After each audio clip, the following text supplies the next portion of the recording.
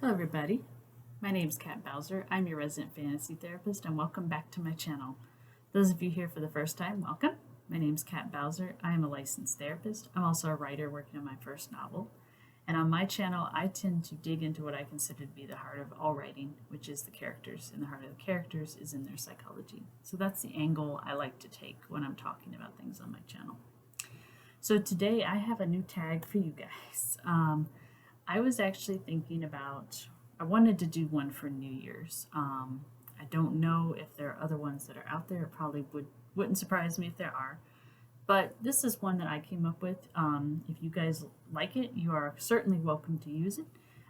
Just let me know if you do, because I want to see your answers and your responses. So there are 8 questions to it.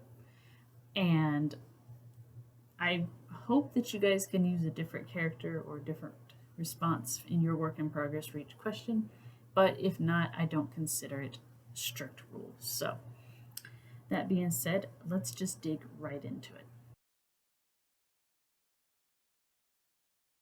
Question number 1, fireworks. These are the signs of celebration. Which character has the most cause to celebrate in your world? I think all of my characters at some point have a cause to celebrate, but as I don't want to go into spoilers here, I'm gonna go with Annie for this one. So Annie has recently become a trainee to be a defender, which is a type of knight.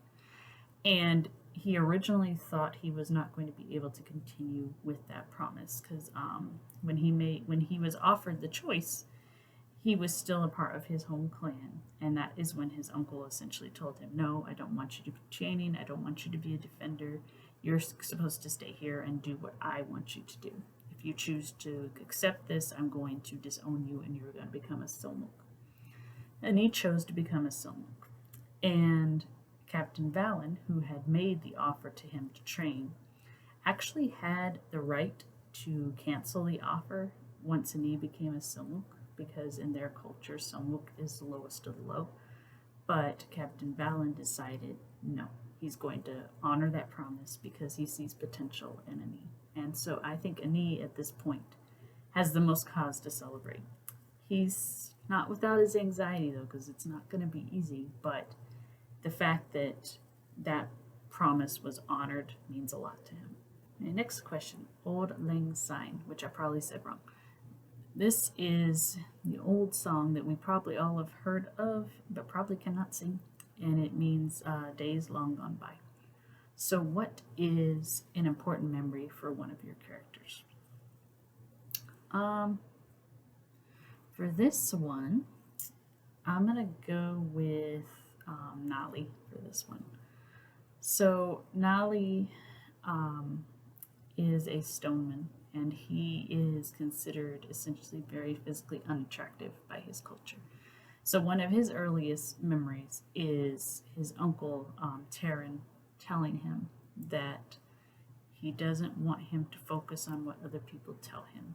He wants him to focus on just being him, and that he believes the reason that he looks the way he does is so that the people that choose to be with him will be loyal and will be true. And I think that's important to Nali because for one of 2 reasons is Nali is grateful his uncle did not lie to him, because by their culture he knows he doesn't look the greatest. But he also was telling him that that doesn't change how good he is on the inside. It doesn't change how good of a person he is. So I think that's probably one of the most important memories that Nali has, and it gives him some hope when he's having rough patches. All right, next question, good luck. There are traditions all over the world for bringing in good luck in the new year. So who has the most good luck in your story, or what are some symbols of good luck in your story?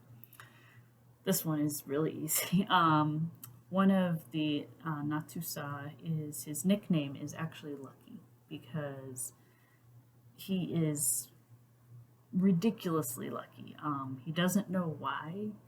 There's no magic involved. It just seems to be the plate card he was given.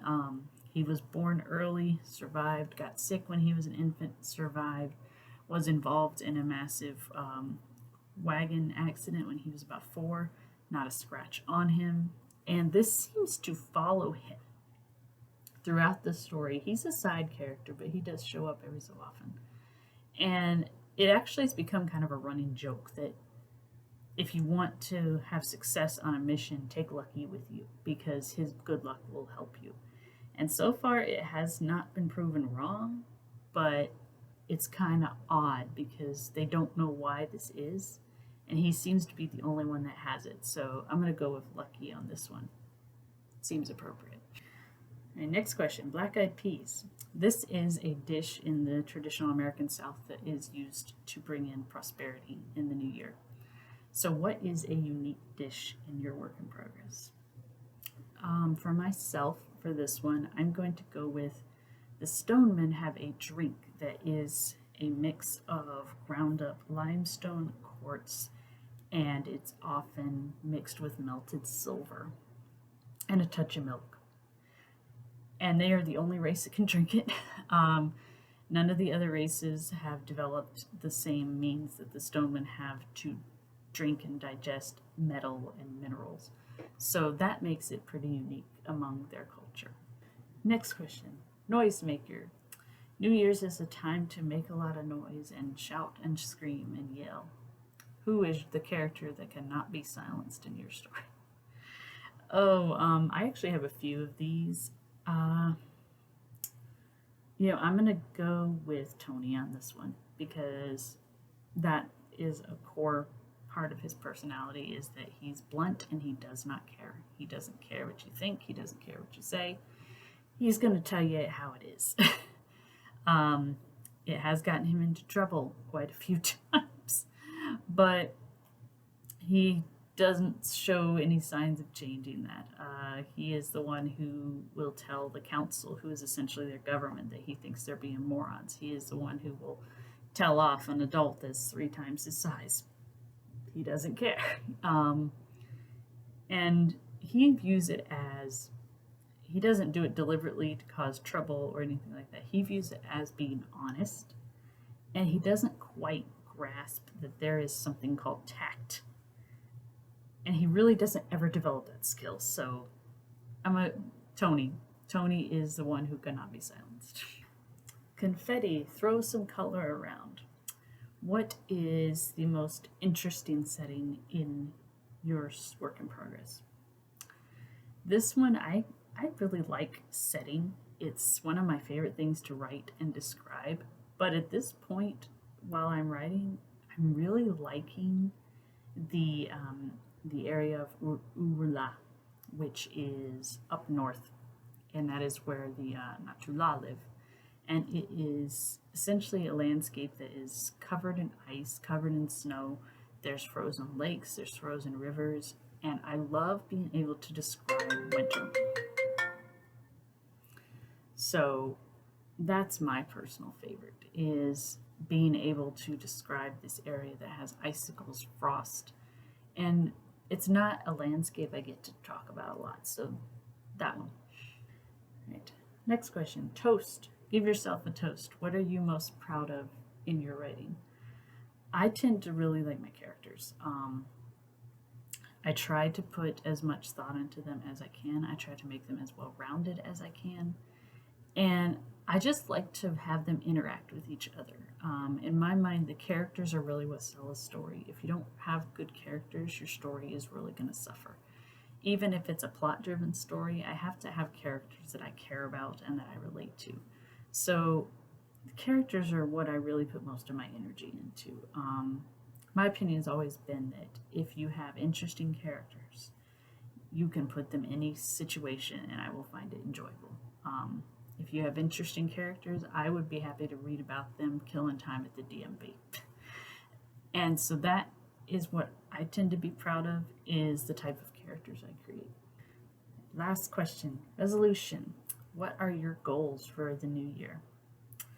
Well, my ultimate goal is to get the first draft of my novel done by the end of February.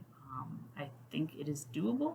especially now that I've gotten into outlining the second half in a little more detail, so it's easier to put into words. So that is my personal goal right now, is to reach the end of the first draft by the beginning of March, by March 1st.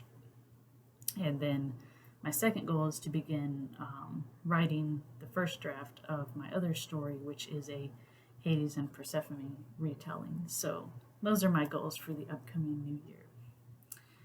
So thank you guys for chiming in for my New Year's tag. I hope you guys enjoyed it, and I hope you guys will do it yourselves. If you do, like I said, drop me a note and let me know so I can check it out.